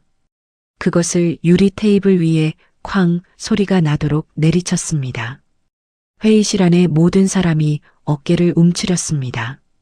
내가 바로 너희들이 늙었다고 쫓아낸 이 회사의 창업주 정해섭이다. 해섭의 목소리가 회의실 벽면을 뒤흔들었습니다. 해섭은 서류를 한 장 한 장 넘기며 입을 열었습니다. 조영기, 하청업체와 결탁해 정품 자동화 부품 단가를 후려치고 규격 미달 불량 센서를 도입해 직원들의 목숨을 담보로 횡령을 저질렀지. 그 불량 부품 때문에 15번 레일 나사가 마모되어 대형 사고 직전까지 갔는데 이 기계 결함을 목숨 걸고 조여내어 사고를 막은 강지훈 씨를 내가 해고했어. 해섭의 눈이 연기를 정면으로 꿰뚫었습니다. 그것이 내 놈의 경영이냐? 연기의 이마에서 식은땀이 비오듯 흘러내렸습니다. 셔츠 깃이 축축하게 젖어들었죠. 떨리는 입술을 겨우 달싹거리며 말을 꺼냈습니다. 회장님, 인사 전산 시스템상 어쩔 수 없는 절차적 조치였습니다. 강지훈의 근무태만 기록이. 입을 다물라. 해섭의 호통이 벽을 때리고 돌아왔습니다. 연기의 입이 찰싹 닫혔죠. 해섭은 서류 뭉치 위에 손바닥을 탁 내리치며 말을 이었습니다. 근무태만? 내가 조작한 전산 기록 말이냐? 안전조치 보고서를 삭제하고 내 정기 점검이라고 둔갑시킨 로그 기록이 여기 전부 있다. 내 횡령의 시스템 증거가 이 서류 안에 가득하다. 해섭이 서류 뭉치를 펼쳐 테이블 위에 쫙 늘어놓았습니다. 불량 부품 납품 계약서, 비밀 계좌 입출금 내역, 전산 시스템 수정 로그 원본, 조작 전후의 보고서 비교표까지. 연기의 3년간의 범죄가 종이 위에 낱낱이 펼쳐져 있었죠. 연기의 얼굴에 핏기가 완전히 사라졌습니다.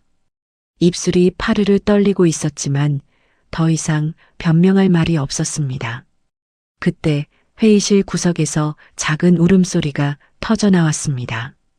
날이었습니다. 그동안 연기의 지시에 눌려 전산 조작을 해왔던 사무직원 나리가 더 이상 참지 못하고 자리에서 일어나 회의실 바닥에 무릎을 꿇은 것이었습니다. 회장님, 죄송합니다. 모든 것을 말씀드리겠습니다. 나리의 목소리는 울음에 젖어 갈라지고 있었습니다. 조 센터장이 불량 부품 납품 서류에 도장을 찍으라고 강요했습니다. 지훈 씨의 출근 일수를 반으로 줄이라고 협박했고 안전보고서를 삭제하고 센터장 정기 점검으로 바꾸라고 시켰습니다. 저는 정규직 전환이 날아갈까봐 두려워서 거절을 못했습니다. 밤마다 악몽을 꾸면서도 입을 열지 못했습니다. 나리는 이마가 바닥에 닿을 만큼 고개를 숙이고 흐느꼈습니다. 회의실 안이 나리의 울음소리로 가득 찼죠. 해섭은 잠시 나리를 내려다보다가 시선을 연기에게로 돌렸습니다. 그 눈빛이 칼날보다 더 차가웠습니다. 조영기, 지금 이 자리에서 즉각 파면 처분한다.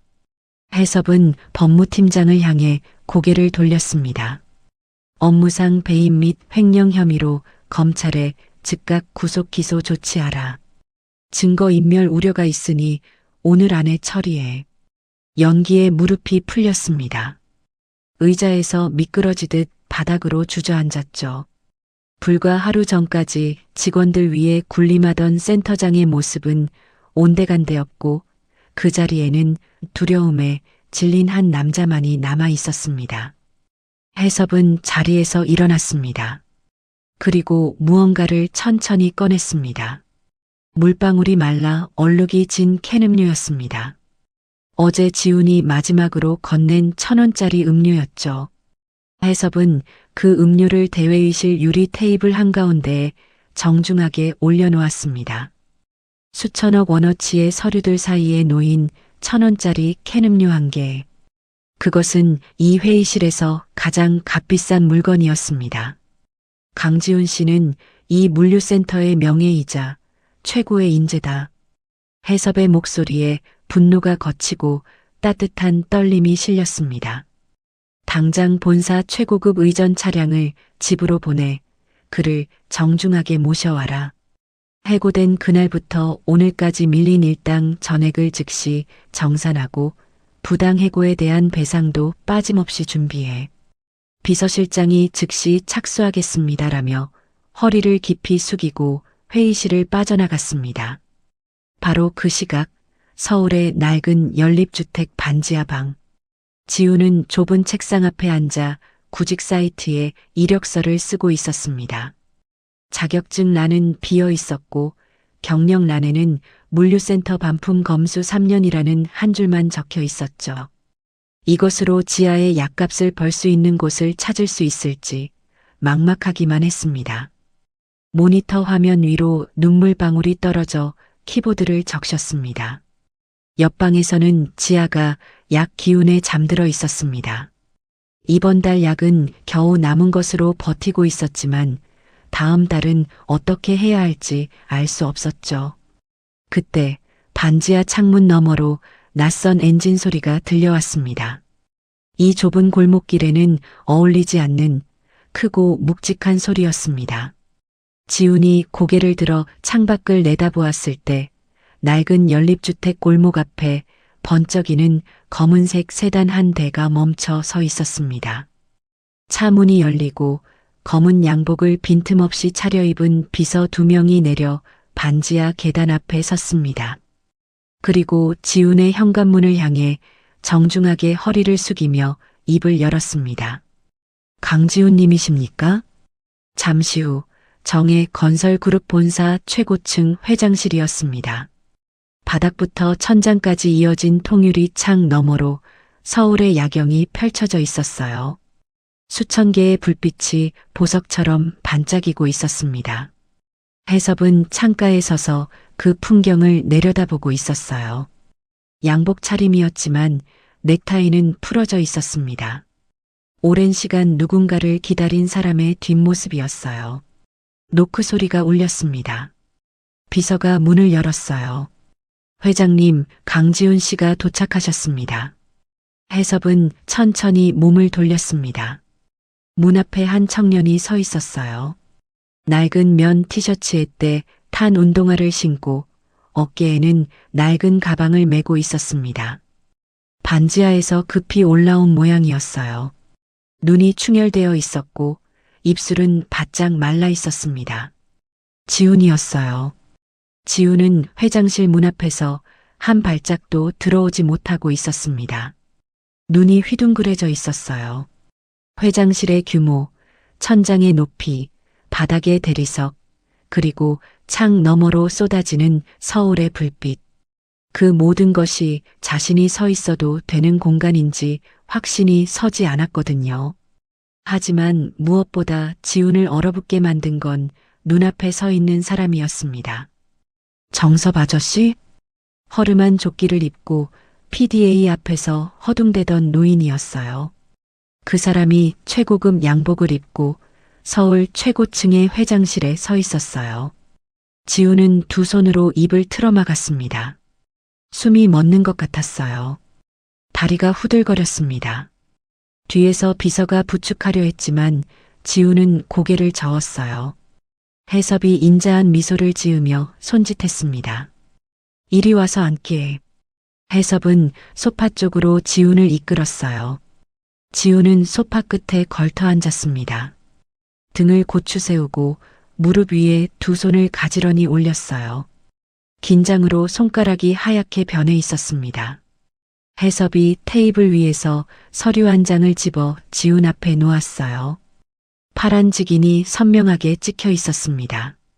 정해 건설그룹 본사 물류안전관리팀 정규직 대리 임명 계약서. 지훈의 눈이 서류 위에 글자를 더듬었어요. 한 글자 한 글자 읽는데 시간이 걸렸습니다.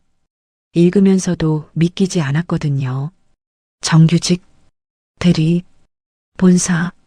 그 단어들이 현실이 아닌 것 같았어요. 해섭은 두 번째 서류를 꺼냈습니다. 정해 재단 특별 의료비 및 수술비 전액 무상 지원 약정서. 여동생 지아의 심장병 치료를 우리 재단이 평생 책임지겠네. 지훈의 손이 멈췄어요. 고개가 천천히 들렸습니다. 해섭을 올려다보았어요. 입술이 달싹거렸지만 소리가 나오지 않았습니다. 해섭은 소파에서 몸을 앞으로 기울이며 지훈의 손을 잡았어요. 갈라지고 거칠고 먼지가 낀 27살의 손이었습니다. 해섭은 그 손을 두 손으로 감싸며 말했어요. 장비 뒤에 숨겨진 현장의 위험을 가장 먼저 잡아내고 나이든 이 노인에게 따뜻한 온기를 건네던 그 친절이야말로 우리 그룹의 진짜 자선이네. 지훈의 턱이 떨렸습니다. 이를 악물었어요. 참으려 했습니다. 하지만 참을 수 없었어요. 3년 동안, 아니 고등학교를 졸업하고 노동전선에 뛰어든 그 겨울부터 지금까지 삼켜왔던 모든 것이 한꺼번에 터져나왔습니다. 지훈은 고개를 숙이고 통곡했어요. 소리를 내어 울었습니다. 어깨가 들썩였고 눈물이 서류 위로 뚝뚝 떨어졌어요. 펜을 쥔 손이 떨렸지만 계약서 서명란 위에 자신의 이름을 또박또박 적어 내려갔습니다. 강지훈. 눈물로 번진 세 글자가 종이 위에 새겨졌어요. 서명을 마친 지훈은 해섭에게 깊이 허리를 숙였습니다. 말이 나오지 않았어요. 그저 고개를 숙이고 또 숙이고 눈물을 흘리고 또 흘렸습니다. 그 길로 지훈은 집으로 달려갔어요. 반지하 방문을 열고 들어서자 지아가 침대에 누워 있었습니다. 파란 입술에 가느다란 숨을 쉬고 있었어요. 지훈은 신발도 벗지 않고 뛰어들어가 동생을 끌어안았습니다. 지아야, 오빠가 해냈어. 이제 우리 지아 살 수 있어. 지아가 놀라 눈을 떴어요. 오빠의 얼굴이 눈물 범벅이었습니다. 하지만 웃고 있었어요. 지아도 울기 시작했습니다. 남매가 좁은 반지하 방에서 부둥켜 안고 한참을 울었어요. 벽 너머로 새어나가는 울음소리를 아무도 듣지 못했습니다. 하지만 그날 밤 그 반지하 방은 서울에서 가장 따뜻한 곳이었어요. 시간이 흘렀습니다. 11월 초 선선한 가을바람이 부는 아침이었어요. 마곡 물류센터 정문 앞에 한 남자가 서 있었습니다. 정에 그룹 로고가 새겨진 두터운 정장 점퍼를 입고 있었어요. 깔끔하게 다린 셔츠에 이름표가 달려 있었습니다. 본사 물류안전관리팀 강지훈 대리. 전문 안전관리 시스템 과정을 우수한 성적으로 수료한 뒤 지훈은 자신이 쫓겨났던 바로 이 자리로 돌아왔습니다. 정문이 앞면 인식 단말기에 얼굴을 갖다 대자 딩동하는 소리와 함께 초록불이 켜졌어요.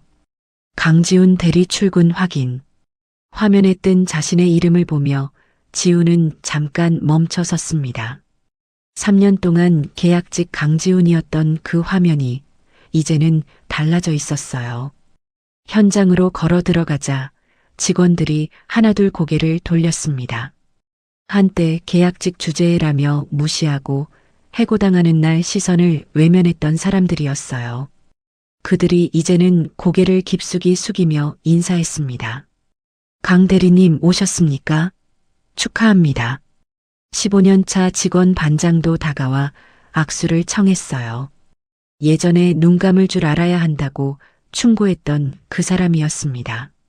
반장의 눈가가 붉었어요. 잘 됐다, 지훈아. 정말 잘 됐어. 지훈은 미소로 답했습니다. 원망은 없었어요. 이 사람들도 각자의 자리에서 살아남기 위해 버티고 있었다는 걸 알고 있었으니까요. 지훈이 가장 먼저 한 일은 나이가 많다는 이유로 무시당하거나 계약직이라는 이유로 목소리조차 낼 수 없었던 현장의 분위기를 바꾸는 것이었어요. 누구든 부당한 일을 당하면 말할 수 있고 말하면 반드시 귀 기울여지는 현장을 지훈은 직접 만들어 나가기 시작했습니다. 해질녘이었습니다. 붉은 노을이 물류센터 창문으로 쏟아져 들어왔어요. 15번 레일의 컨베이어 벨트가 멈추고 직원들이 퇴근한 뒤에 고요한 시간이었습니다. 15번 레일 옆 벤치에 두 사람이 나란히 앉아 있었어요. 정혜섭 회장과 강지훈 대리였습니다. 예전처럼요. 먼지 날리는 바닥 위에 벽에 등을 기대고 나란히 걸터 앉아 있었습니다. 지훈이 자판기에서 커피 2캔을 뽑아왔어요. 하나를 해섭에게 건네며 환하게 웃었습니다. 회장님, 이제 정직원이 되었으니 제 상담료는 2잔입니다. 해섭이 웃었어요. 주름 가득한 얼굴에 퍼지는 따뜻한 미소였습니다. 캔을 따서 한 모금 마셨어요. 여전히 1,000원짜리 자판기 커피였지만 세상에서 가장 비싼 맛이었습니다. 지훈이 가방에서 무언가를 꺼냈어요. 작은 봉투였습니다. 회장님, 이건 지아가 보내는 거예요. 봉투 안에서 털장갑 한 켤레가 나왔습니다. 투박하지만 정성스럽게 뜬 수제 장갑이었어요. 한 코 한 코가 고르지는 않았지만 그 불균이란 코 하나하나에 19살 소녀의 감사가 담겨 있었습니다. 며칠 전 지아가 회장님께 감사의 마음을 담아 직접 뜬 거라면서 꼭 전해달라고 했어요. 해섭은 장갑을 받아들었습니다. 부드러운 털실의 감촉이 손끝으로 전해졌어요. 해섭의 눈시울이 붉어졌습니다. 입술을 깨물었어요.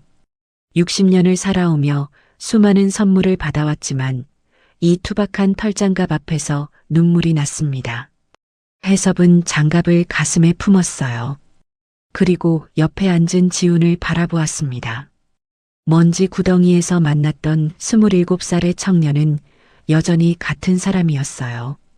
달라진 건 옷뿐이었죠. 노을이 15번 레일의 철골 위로 번졌습니다. 붉은 빛이 두 사람의 얼굴을 비췄어요. 컨베이어 벨트는 멈춰 있었지만 이 자리의 온기만큼은 멈추지 않았습니다. 차가운 디지털 기기 앞에서도 타인의 아픔을 먼저 살피고 마지막 1,000원을 털어 온기를 건넸던 청년의 진심. 그것은 결코 사라지지 않았습니다.